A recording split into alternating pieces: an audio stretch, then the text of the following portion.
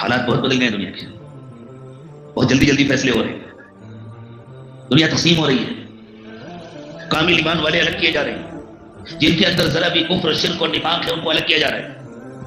ہمیں اپنے بارے میں فوراً یہ فیصلہ کرنا ہے کہ ہم کو کدھر رہنا ہے، ایمان کے کیمپ میں رہنا ہے یا نفاق کے کیمپ میں رہنا ہے۔ اللہ کے رسول صلی اللہ علیہ وسلم نے فرمایا قیامت سے پہلے انسانوں کو حالات یہاں تک پہنچا دیں گے کہ دنیا کے انسان دو خیموں میں بڑھ جائیں گے، فسطاط ایمان لا نفاق فی وفسطاط نفاق لا ایمان فی۔ ایک ایمان کا کیمپ ہوگا جس میں ذرا بھی نفاق نہیں ہوگا، ایک نفاق کا کیمپ ہوگا جس میں ذرا بھی ایمان نہیں ہوگا۔ ہمیں ایمان کے کیمپ میں رہنا ہے، نفاق کے کیمپ میں نہیں جانا۔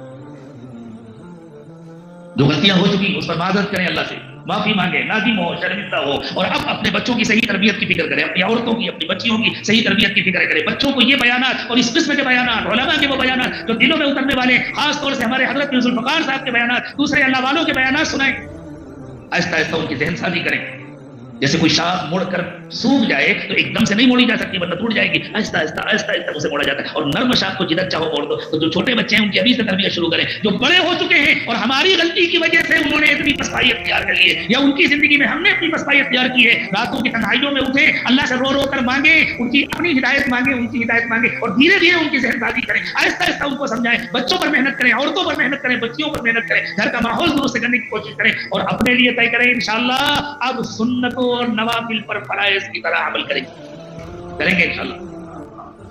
اور آج میں پھر سے سب کو انشاءاللہ توبہ کے کلمات پڑھاؤں گا اپنے کو شامل کر کے، اور ہمیں نیا عہد کرنا ہے۔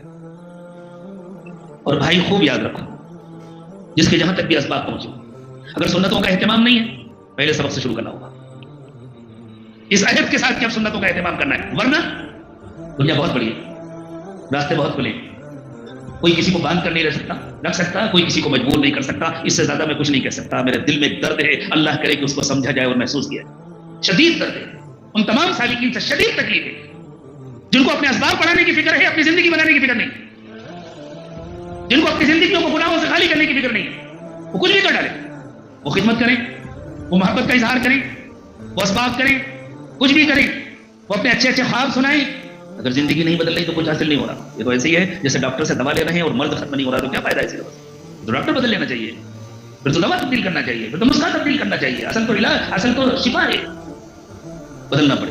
اور ایسی دلجوئی کہ ہم قائل نہیں ہے کہ جو چاہو تم کرتے رہو اور ہم تمہارے الفاظ پڑھاتے رہے۔ ہاتھ جوڑ کر میں معافی